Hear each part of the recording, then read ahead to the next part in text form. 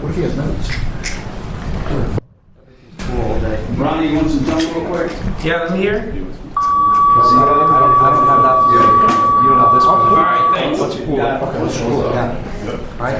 Whatever you need, whenever. So I can't get the angle. That's got to be a pool. It's all your skill.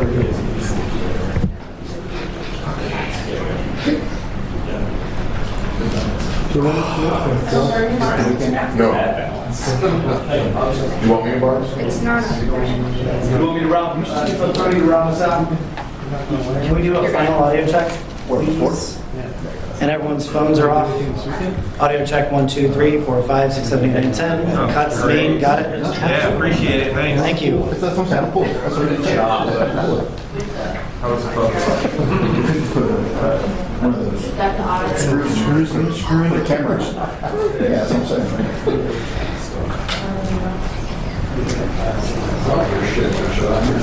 You should. Okay. Good. Could have been anything.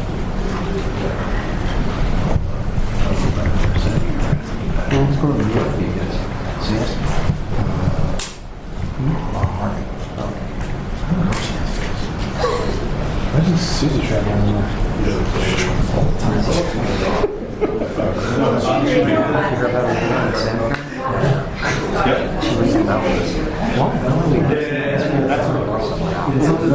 Andrew told the story. on the morning. Okay. I'll boomer.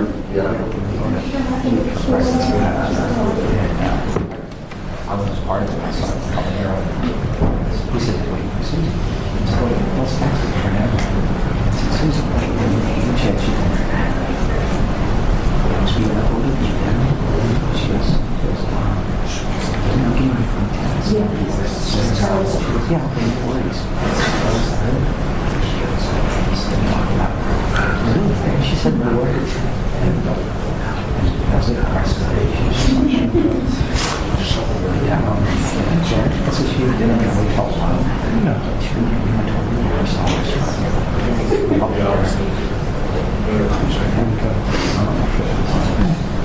so it wasn't better than the cheap bar we went to. God, that's awesome.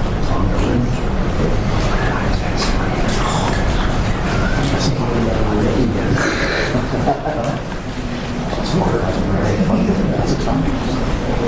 You go on the bottom of the Fairmont Hotel. So it's legit. It's like a real tiki bar.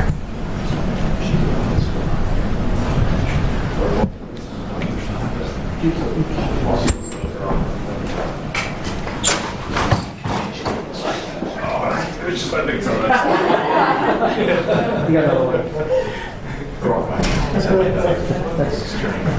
Did you crack the side again, Chuck? Man, what's the Secret Service equivalent of a Purple Heart? That's I know. I should get something out of it. 2 minutes.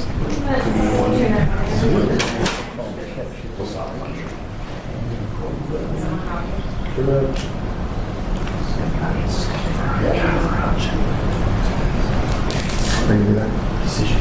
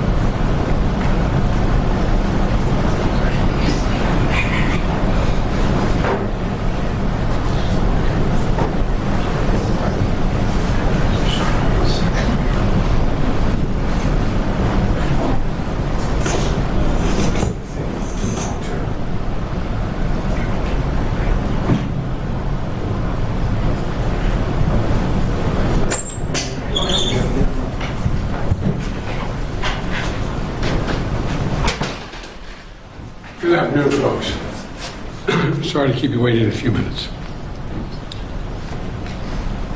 45 years, the United States Supreme Court has recognized the college's freedom to decide how to build diverse student bodies and to meet their responsibility of opening doors of opportunity for every single American. In case after case, including recently, just as a few years ago in 2016, the court has affirmed and reaffirmed this view that colleges could use race not as a determinant factor for admission, but as one of the factors among many in deciding who to admit from a already qualified pool of applicants. Today, the court once again walked away from decades of precedent and as the dissent has made clear. The dissent states in today's decision, quote, rolls back decades of precedent and momentous progress, end of quote. I agree with that statement from the dissent. The court has effectively ended affirmative action in college admissions, and I strongly disagree with the court's decision. Because affirmative action is so misunderstood, I want to be clear, make sure everybody's clear about what the law has been and what it has not been until today. Many people wrongly believe that affirmative action allows unqualified students to be admitted ahead of qualified students. This is not how college admissions work. Rather, colleges set out standards for admission, and every student has to meet those standards. Then and only then, after first meeting the qualifications required by the school, do colleges look at other factors in addition to their grades, such as race. The way it works in practice is this. Colleges first establish a qualified pool of candidates based on meeting a certain grade, test scores, and other criteria. Then and only then, it is from this pool of applicants, all of whom have already met the school standards, that the class is chosen after weighing a wide range of factors, among them being race.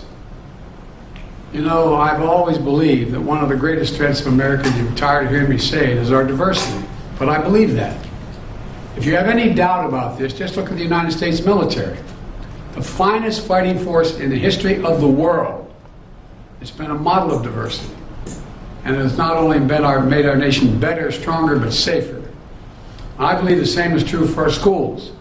I've always believed that the promise of America is big enough for everyone to succeed, and that every generation of Americans, we have benefited by opening the doors of opportunity just a little bit wider to include those who have been left behind. I believe our colleges are stronger when they are racially diverse.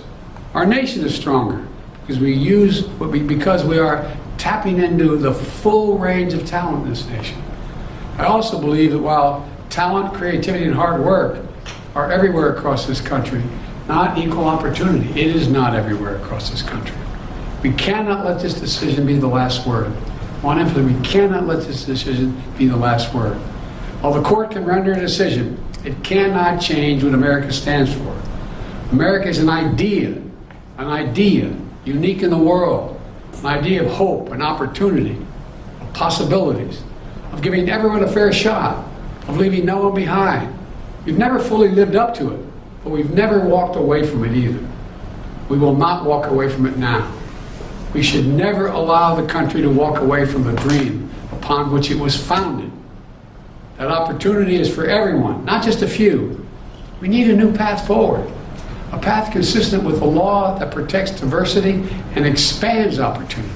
So today I want to offer some guidance to our nation's colleges as they review their admission systems after today's decision. Guidance that is consistent with today's decision. They should not abandon, let me say this again, they should not abandon their commitment to ensure student bodies of diverse backgrounds and experience that reflect all of America. What I propose for consideration is a new standard, where colleges take into account the adversity a student has overcome when selecting among qualified applicants. Let's be clear, under this new standard, just as was true under the earlier standard, students first have to be qualified applicants. They need the GPA and test scores to meet the school's standards. Once that test is met, then adversity should be considered, including a student's lack of financial means, because we know too few students of low-income families, whether in big cities or rural communities, are getting an opportunity to go to college. When a poor kid, maybe the first in the family to go to college, gets the same grades and test scores as a wealthy kid, his whole family's gone to the most elite colleges in the country, and his path has been a lot easier. Well, the kid who faced tougher challenges has demonstrated more grit, more determination, and that should be a factor that colleges should take into account in admissions, and many still do. It also means examining where a student grew up and went to high school. It means understanding the particular hardships that each individual student has faced in life, including racial discrimination that individuals have faced in their own lives. The court says, quote, "Nothing in this opinion should be construed as prohibiting universities from considering an application's discussion of how race has affected his or her life, but be it through discrimination or inspiration or otherwise," end of quote. Because the truth is, we all know it, discrimination still exists in America. Discrimination still exists in America. Discrimination still exists in America. Today's decision does not change that. It's a simple fact. If a student had to overcome adversity on their path to education, college should recognize and value that. Our nation's colleges and universities should be engines of expanding opportunity through upward mobility. But today, too often, that's not the case. Statistics, one statistic, students from the top 1% of family incomes in America are 77 times more likely to get into elite college than one from the bottom 20% of family income. 77% greater opportunity. Today, for too many schools, the only people who benefit from the system are the wealthy and the well-connected. The odds have been stacked against working people for much too long. We need a higher education system that works for everyone, from Appalachia to Atlanta and to far beyond. We can and must do better, and we will. Today, I'm directing the Department of Education to analyze what practices help build more inclusive and diverse student bodies and what practices hold that back. Practices like legacy admissions and other systems expand privilege instead of opportunity. Colleges and universities should continue their commitment to support, retain, and graduate the first students and classes. And companies who are already realizing the value of diversity should not use this decision as an excuse to turn away from diversity either. We can't go backwards. I know today's court decision is a severe disappointment to so many people, including me. But we cannot let the decision be a permanent setback for the country. We need to keep an open door of opportunities.